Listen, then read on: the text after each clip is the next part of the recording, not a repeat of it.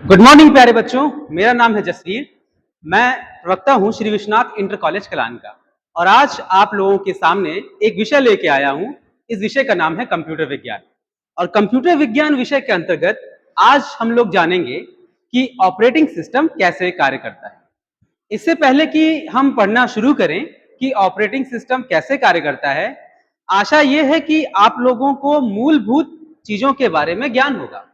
वो मूलभूत चीजें कौन कौन सी हैं? जैसे आशा है कि आपको एएलयू के बारे में ज्ञात होगा, सीयू के बारे में ज्ञात होगा और एमयू के बारे में ज्ञात होगा। साथ ही ये तीनों डिवाइस आपस में जुड़ करके कैसे कार्य को संपन्न करते हैं, इसके बारे में भी ज्ञात होगा। क्योंकि उसके बाद ही हम ये जान पाएंगे कि ऑपरेटिंग सिस्टम क्या है और कैसे कार्य करता है। आप लोगों ने बहुत सारी ऐसी चीजें पढ़ी होंगी जो अलग अलग डेफिनेशन के रूप में होती हैं, जैसे कीबोर्ड, एमयू, सीयू, रैम। लेकिन आज हम लोग देखेंगे कि जब ये सब मिलता है, एक साथ जुड़ते हैं, तो ये आपस में इंटर प्रोसेस कम्युनिकेशन कैसे करते हैं, आपस में सूचना का आदान प्रदान कैसे करते हैं। तो चलिए इसी बात के साथ शुरू करते हैं। सर्वप्रथम हम अपने कंप्यूटर में किसी इंफॉर्मेशन को भेजते हैं। वो इंफॉर्मेशन या डेटा, जिनको हम दूसरी भाषा में डाटा और आंकड़े भी कहते हैं,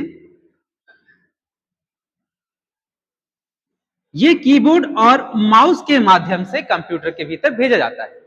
जब कभी भी इन दोनों चीजों को हम कंप्यूटर में भेजते हैं तो सर्वप्रथम जिम्मेदारी होती है किसकी? सीयू की। सीयू की ये जिम्मेदारी होती है कि वो कीबोर्ड को चालू करे और माउस को चालू करे। क्यों? इनपुट लेने के लिए, डेटा के रूप में। और जैसे ही सीयू कीबोर्ड को चालू करके इनपुट लेता है, वो इसको स्टोर करा देता है एमयू में। और एमयू में स्टोर होने के बाद ही विश्लेषण किया जाता है, दूसरे शब्दों में प्रोसेसिंग की जाती है, क्रिया पर प्रक्रिया की जाती है कि इसे हमें कहां पर प्रदर्शित करना है। जैसे अगर हमने कंप्यूटर में 2, धन 3 इनपुट दिया, तो ये इंफॉर्मेशन सीयू ने ग्रहण की वाया कीबोर्ड के माध्यम से और स्टोर कर दी एमयू में 2 और 3 को, और साथ ही प्लस के चिन्ह।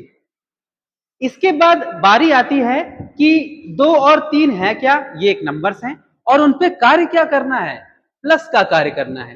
तो जब कभी भी अंक गणितीय कार्य हो, जैसे जोड़ना, घटाना, गुणा करना, भाग करना और शेषफल प्राप्त करना, इस प्रकार के जो कार्य होते हैं वो कंट्रोल यूनिट सुपुर्द कर देती है, सौंप देती है एएलयू को।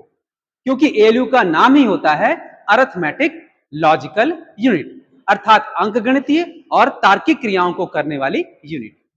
तब एएलयू के पास जब प्लस का चिन्ह पहुंचता है, तब एएलयू एक्टिवेट होता है और यह कहता है कि मैं जोड़ने के लिए बिल्कुल तैयार हूं।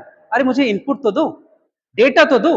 तो वो इंटरमीडिएट डेटा, बीच में ग्रहण किया हुआ डेटा एमयू के पास रखा होता है, लेकिन वो तब तक स्वयं से डेटा ट्रांसफर नहीं होता जब तक सीयू अर्थात कंट्रोल यूनिट अर्थात नियंत्रण इकाई उस इनपुट को ट्रांसफर ना कर दे एएलयू के पास। तो आइए आगे देखते हैं। 2 और 3 को जब एएलयू के पास भेजा गया तो एएलयू ने अपना रिस्पांस ऐड किया, जोड़ा और उत्तर आया 5। और उस 5 को एएलयू अपने पास स्टोर रखता है। कब तक? जब तक कि परिणाम प्राप्त ना हो जाए, जिसे हम कह सकते हैं रिजल्ट ना क्रिएट हो जाए। जैसे ही रिजल्ट ये क्रिएट होता है, पुनः एएलयू उस क्रिएट हुए रिजल्ट को वापस कर देता है सीयू को। और अब सीयू की जिम्मेदारी है कि आए हुए आउटपुट को स्क्रीन पर दिखाना है या स्पीकर से सुनवाना है या फिर कहां पर प्रदर्शित करना है। तो इस प्रकार से आप लोगों ने कुछ ही समय में ये जाना कि कैसे ये तीनों भाई आपस में मिलकर के आपसी सहयोग से कैसे कार्य करते हैं।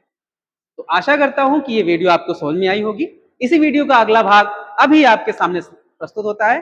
तब तक के लिए धन्यवाद।